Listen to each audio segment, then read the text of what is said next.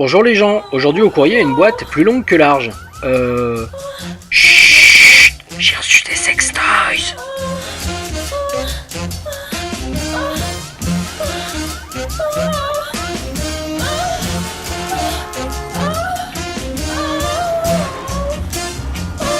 Et non, désolé, no sextoys inside, on n'est pas chez Lisa Monet. Quoique avec le contenu, certains et certaines pourraient se faire plaisir. A fucking whore transition. Eh oui, car dans la boîte, un starter kit d'Elan 500 Wi-Fi. Wesh bro. Autrement dit, 2 adaptateurs CPL Devolo. Comme 99% du temps, la boîte arrive en parfait état, donc pas besoin de vous dire d'où cela vient. Je pense que ceux qui commandent souvent sur le net ont reconnu le type de boîte. Donc on va l'ouvrir. Alors moi le cutter, c'est une histoire compliquée. Alors pendant que j'y suis et vu que j'ai un peu de temps grâce à l'ouverture de cette boîte, j'en profite pour expliquer un peu les coulisses. Oui, j'ai eu des commentaires sur des précédents unboxings et certains trouvent que j'ai du mal parfois à ouvrir les boîtes, là où normalement ça devrait être easy. Bon, alors je précise que déjà moi avec un clou et un marteau, mon nom devient Jésus. Autant avec un clavier, pas trop de soucis, avec des outils plus compliqués. Et là évidemment vous ne le voyez pas, mais pour réaliser ces unboxings, je suis un peu obligé de jouer à l'équilibriste. En fait, pour tout vous dire, vu mon installation pour réaliser ces vidéos, je ne peux pas regarder directement ce que je fais. Je suis obligé de mater sur une sortie vidéo, celle de la caméra, ce qui rend la manip pas super pratique et surtout avec un cutter. Bref, revenons à notre boîte. Alors à l'intérieur, 2 papiers recyclés pour amortir les chocs et la boîte du Devolo 500 Starter Kit avec au dos une maison pour schématiser l'installation et l'utilité du produit. Rien d'autre dans le paquet, non. Ok, alors... Premières impressions, je sais pas pour vous, mais je crois que les marketeurs de chez Devolo ont dû commencer leur carrière après la guerre. Pas celle de Syrie, hein, l'autre, celle de 39-45. Le packaging est plus proche de la réclame, on n'est pas loin de la Miricoré au niveau des accroches. Ou alors c'est la Dutch Touch, le petit côté vintage. Deutsche Qualität. J'ai peut-être rangé un peu quand même. Bon, comme on disait au XXe siècle, on se retrouve après une page en couleur.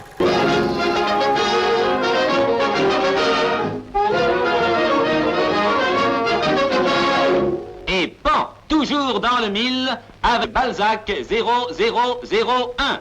Jean Mineur, publicité, 79 Champs-Élysées, Paris. Les ondes parlent aux ondes. Stop aux mauvaises ondes. Enfin les ondes dans chaque pièce. Le Devolo 500, la qualité allemande au service de votre réseau. Oh là là, le bad. J'ai cru que je vivais chez Léon Zitrone. Bon, on reprend.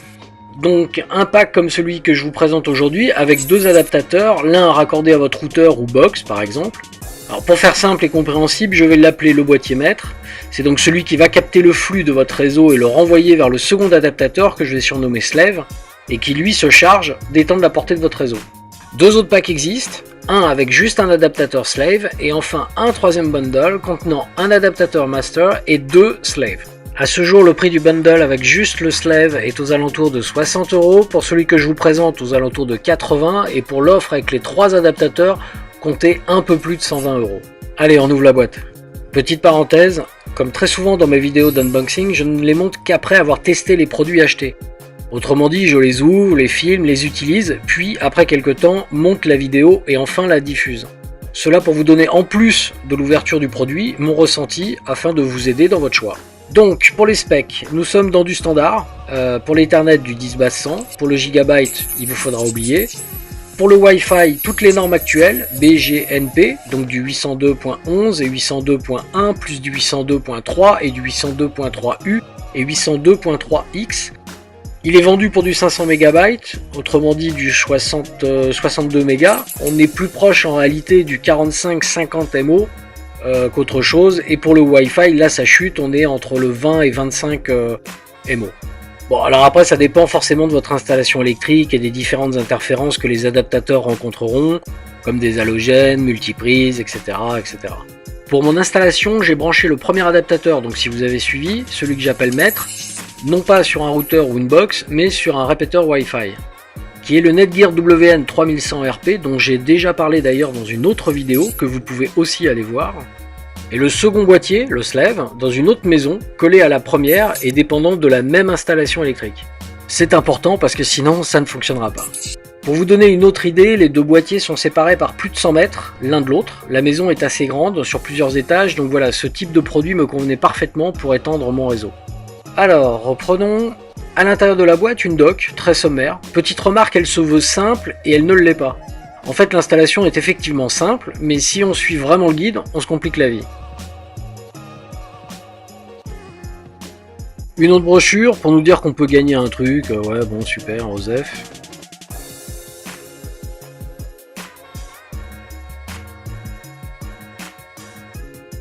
Donc nos deux boîtiers, protégés par un film plastique. Franchement bien déçu de la protection. Ok, il fonctionne, mais il aurait suffi de pas grand chose pour qu'ils arrivent fracassés. Un micro CD. Oh là là, autant à ne rien mettre, ça fait limite misère. Bienvenue chez les misérables. Tout ça pour gratter quelques cents. Surtout qu'on n'en a pas besoin pour l'installation. Et enfin, un câble Ethernet UTP catégorie 5. Je rappelle que l'UTP, ce sont des câbles non blindés. Voilà, économie quand tu nous tiens. Voilà pour le contenu. Alors pour les adaptateurs, le premier, donc le maître, c'est celui qui a deux ports Ethernet. Pas d'autres boutons. Il vous faut simplement le brancher à une prise électrique et relier votre box ou routeur ou comme moi à votre répéteur Wi-Fi via l'un des deux autres ports Ethernet disponibles. Au dos, rien de particulier. Et à côté des deux ports Ethernet, un bouton pour réinitialiser le boîtier. Pour la distance entre ce boîtier et votre routeur ou votre box, ça dépendra de l'emplacement de la prise sur laquelle vous allez le brancher ou de la longueur du câble Ethernet que vous aurez.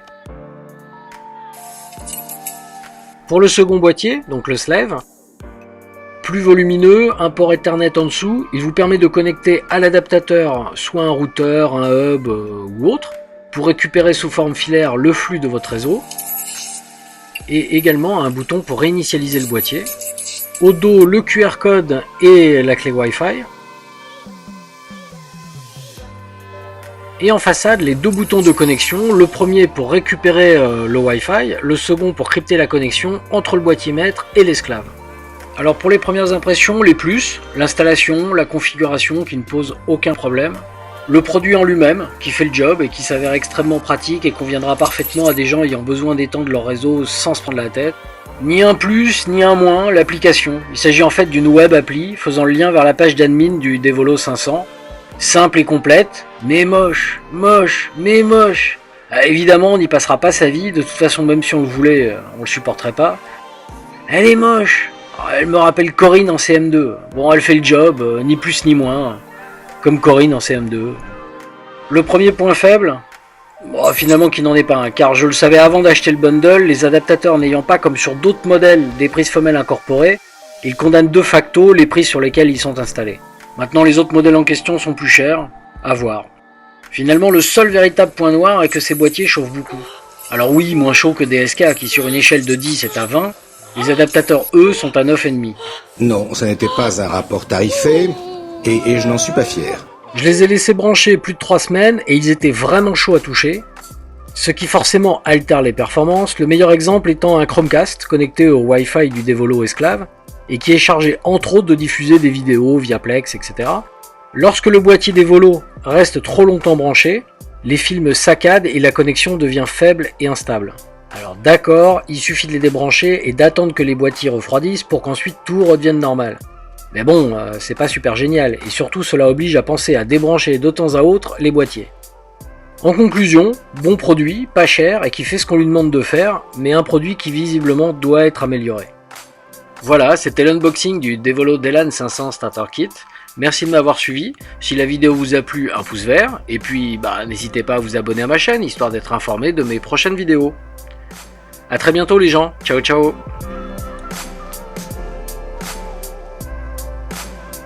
Ah, vous êtes encore là. Vous êtes chaud bouillant, vous en voulez encore plus.